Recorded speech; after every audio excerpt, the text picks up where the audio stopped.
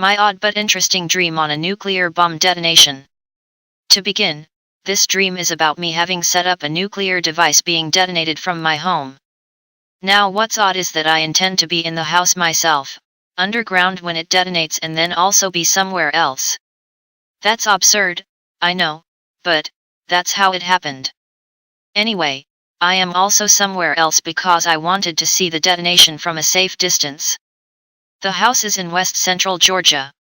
It's a remote place where only a half-dozen people would be incinerated, like that mattered.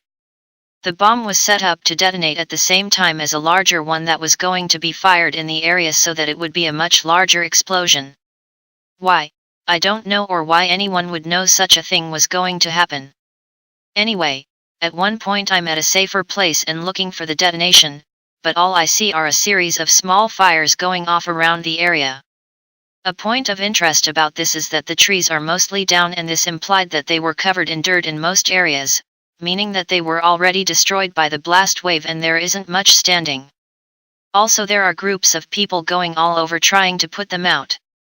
It's almost like a vigilante group, searching for supplies to live on or knowing something is going to happen and they're trying to find a way of surviving one way or another.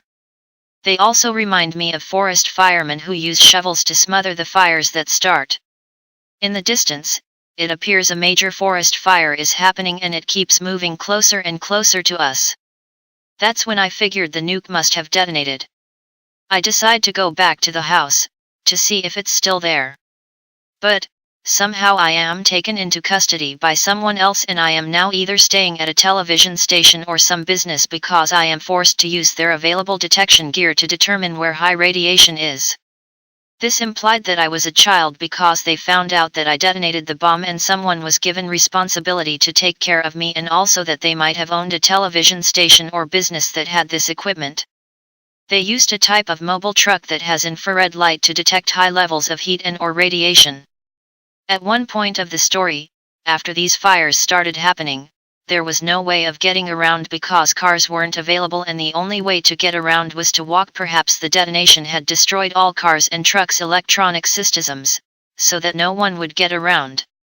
I think that's when I had started considering going back to Greenville to see what had happened.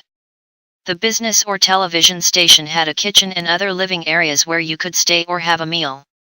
When I arrived, I saw that there were many supplies stacked up near a closet, meaning that they were prepared for a nuclear event. Odd but interesting is that this man who was responsible for me was running for public office and I was given some t-shirts, but that's all I can remember. Most of the dream was about me being terrified of what would happen when the bomb goes off. The fact that I was safe and far away didn't change that I was also there in the house, although I was under the house in a basement or shelter. It didn't change the fact that I knew I wouldn't survive the detonation. This dream would imply that the premise is more about how someone could have set up and detonated a nuclear bomb rather than when or where it happened. Another thing that is obvious is that the government nor anyone was prepared to deal with the detonation. It was like, wherever it happened, the government would already be underground, so whatever happens to us, they don't care nor would.